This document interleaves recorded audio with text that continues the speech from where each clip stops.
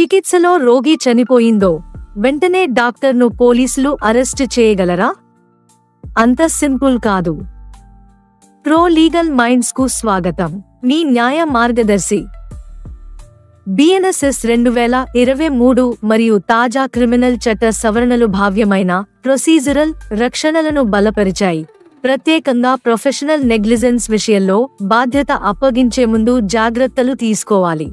జేకోబ్ Matthew 2005 supreme court తీర్పు ప్రకారం డాక్టర్లపై నేరహద్దులో నివేదించాలంటే గొప్ప లేఖీజ్ లేక రిక్లెస్నెస్ నిరూపించాలి. సాధారణ తప్పు చట్టపరంగా లేనిది.